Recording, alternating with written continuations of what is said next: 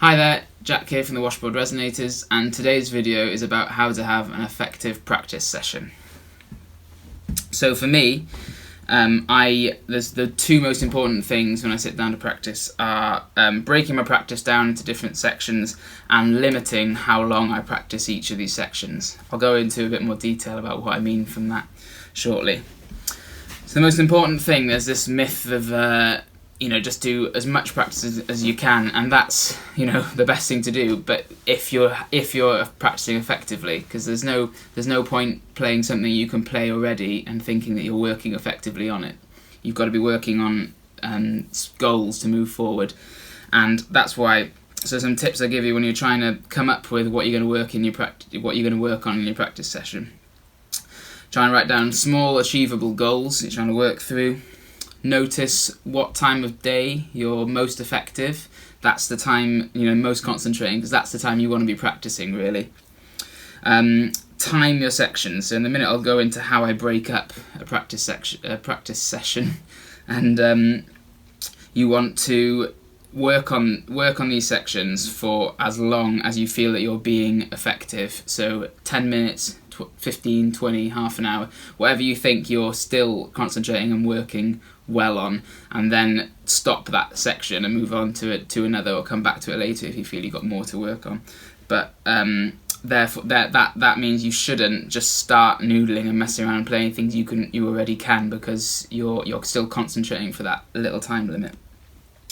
Next very important thing is to keep a note of what you're practicing. So I have a sheet that I work through, and I'm noting what page I'm on in a book, what speed I got something to, anything like that really. But so you can see the little increases, and when you're working towards these goals, that things are getting better. Don't just sit down and noodle and play things you can already play, because that's not effective practice. But you'll work that in later. I'll tell you about that as well. And finally, in this section, you want to push yourself to practice. So some days, you don't want to, but you should. In my opinion, I think you should try and sit down and practice what I do. Some days I don't want to play, but I come in and sit down, and most of the time I have a good session and work on something. It's that balance of pushing through that wall to try and achieve your goal. But sometimes if you are sitting down and you're really not feeling it, and you're not having an effective practice session at all, then I sometimes just walk away and come back later that day or the next day or something. So you're trying not to practice out of guilt, but you also don't want to give yourself a scapegoat, say, I'm not feeling it today, when actually you should be practicing. So you've got to balance that within yourself. So it's basically, doesn't matter how, it's quality over quantity, is what the old saying goes with everything in life really, but definitely with practice. So when I sit down for practice session, I break it down into 6 different sections, and I've got a time limit on each of these sections, which is what works out for me how I think I have the most effective practice. I'm most effective in the morning, so I try and get in after my wife's gone to work, and I normally do between 2 and 3 hours, something like that. Let's say 2 hours average. So that's what I found over the last few years has worked for me. I'm the most effective for the least time, if you will, and get on with other things in my day then, but I get the most achieved. So the first section I call conditioning, which is when just working on things, conditioning your body basically. So I sit down and do a warm-up. For me, that's about 10 minutes for me, and it's working through a few rudiments. I might have a book that has some rudiments or stickings written out, and I work them through either with a metronome, or I sometimes just put on some music with an iPod, and then they're varying tempo, so I see where I can play these rudiments or patterns out of that. And that's about 10 minutes just getting my hands and feet warmed up. Then I do another 10 minutes on tempo work. So this is, I put a metronome on, normally 2 different tempos, so I do 5 minutes of each, and I might put the metronome on the and of 2, or and of 4, or just on 2, and then just play a solid 5 minutes of a groove. I vary the grooves, but say a jump drive groove, and I'll play that solidly, no fills for the just listening to that click and making sure I'm nailing it, taking a bar out or taking 2 bars out, so that the aim is just to get your limbs doing some warm-up still, but you're working on your time. And then if I do that for 5 minutes, then the other 5 minutes I might do the same thing, but I might practice going from double time to half time, wherever I put, or half time to double time. Whether I put the metronome, and it's the same thing, you're just basically playing these grooves, maybe a bit faster now, and I'm concentrating on hitting the tempo. Then the last 10 minutes of this half an hour conditioning chunk, I'll either do 10 minutes of a rudiment or 5 minutes of 2 different rudiments. They're like a path flower or something like this rudiment that I don't use very much, I'm not very common with, but it comes up in a book I'm reading, or I hear this nice lick that someone has played and I want to get better at it, but I just put a time on my phone, 5 minutes, 10 minutes, working solidly just on this one rudiment. If I've just started working on it, then I don't do it with a metronome, I just get really comfortable with it, and then I make sure I can play everything at 60 BPM, that's the lowest tempo I try to get something working at. So once I can get it 60, I just slowly increase it, normally by 5 BPM or 10 BPM if I'm comfortable with it, but normally 5. So, and I do 5 minutes on that every day, so it's going up, 35 BPM a week basically.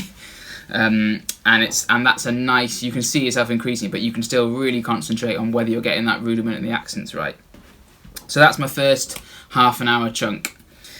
Next, I might work on a technique. So for me at the moment, I've been working on my left hand technique, and for this, I've found working through these bits, I can only really do 15-20 minutes of technique until I'm not concentrating anymore and it's not really effective, I'm not sure if I'm doing it right. So I just put a time limit on that, and for me now I'm sitting in front of a pad, in front of a mirror, just working on this, what I'm doing with my left hand. So then the next section is book work or reading. So I've got a couple of drum books I'm working through, so normally 2 differing styles. So like I might have like a 40s snare drum solo book that I'm working through that are quite hard, and I normally do 20 minutes, half an hour on these. Again, I just put timers on so I know I'm not running over, and it's just way reading them properly. So again, if I've just opened it up, I might try it without a metronome and see what I can read, but they're normally quite hard, these. So then once I get it playing it at 60 and then slowly increase. And same thing, I might have a brush pattern book or maybe some big band charts or something that play alongs, and I'll work on them, reading those. So I split my practice session into that. Might not do both books in the same session, might do one book another day, so only do 20 minutes, half an hour, because that again, it's where I'm effectively reading. I'm not just playing and then I start playing something else because I'm not practicing anymore. So then that's halfway through, and this is halfway through the video, so hopefully you're finding it useful. So subscribe and do all that if you are. I know it's quite detailed, this, but it's how I approach a practice session. So next one is I do some transcription. So this is something I've been doing for years, and I mean, it's quite a lot of jazzers do it, and I think it's useful for all styles, but I love it because it helps me put me in the shoes of some of my favourite drummers, and the overall aim is to try and have a flavour of some of these other guys playing into yours. When you're playing live, then some patterns might come out that are very idiosyncratic of this drummer or of this style. So that's why I try and do it. And for this, so I choose a drum solo that I want to learn, or drummer, and then there's a great app you can get on the computer called Transcribe, and you can input the song and then you can slow it down if you need to, and it doesn't change the pitch, so you can really hear what they're playing. And I can probably do half an hour or so of this where I'm actually listening properly, because it's quite hard. What I try and do is listen to it and then play it and then write it down. Like, you want to be able to, I'm probably better at writing it down and then reading it, but I try and do it by ear first, and then hopefully it comes out and you're playing, and then I record these eventually. There's a few on my channel if you want to find them, of just so I have an appreciation of how these guys played, and then it's written down for other people to do if they want to, and you can see how I've learnt it. So the next section then, which is very important, I mean, no one's gigging at the moment, but it's preparations for gigs or just learning rep in general. So I've still got a massive list of like old jazz standards that I'm trying to learn, which is why I'm having piano lessons as well this year, which is pretty hard, much harder than drums in my opinion, but so you want to learn the rep for either specifically for that gig, because it doesn't matter if you're an amazing player if you don't know what you've got to play, or you might not get a call back. So that might be the first thing you do after your conditioning. If you've got a last minute gig, you go in and learn the rep. But for me, I'm just trying to work through a few old jazz standards, and hopefully I'll be able to play just the basic chords on piano at some point, because some of these tunes don't have charts, so you've got to do it all by ear, and I'm not good enough for that yet. But otherwise, you just yeah, so learn your rep or your preparation for your gig. And the final bit then of your practice, I mean, you can move the orders around of these, but for me, the final bit then is just to have some experimental time. So this is where you do play your favourite song, or you just play and don't think about anything else, and you see what comes out. So this is basically noodling, you know, for on whatever instrument you're playing. And so I'm saying it's good to do these, and it's good to play through your favourite song if that's what you want to do, because what are we here to? We're here to have fun playing our instruments and hopefully get better as well.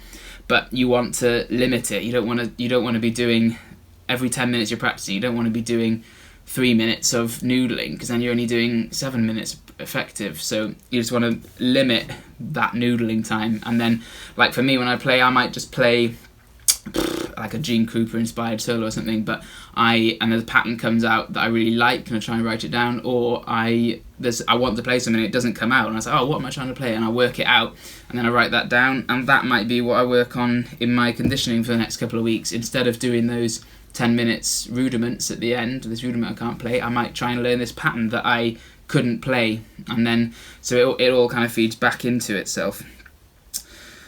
So there's a lot of detail there, so please feel free to send us a message or comment if you want a bit more explanation. And I should say this is just what I've learnt from other teachers and my own methods of what works for me in having effective practice. It's not the only way, and there's many other ways. In fact, Benny Greb has just brought out a book called Effective Practice for Musicians, and that's a whole book, so that will give you a lot more theories, and I'm sure it's much better than this video. But this is what works for me and I find useful, and yeah, for me it's just most important to keep a note of what you're playing, do these different chunks, because it's, you know, instead of stopping practicing, you can move on to a different chunk if you're feeling like you've finished with that section, you know, so you can keep moving forward with that. And I have to limit how long I work on something, because otherwise I will just start noodling and messing around and it's not effective anymore. So hopefully that helps you with some more effective practice, and we'll see you again soon.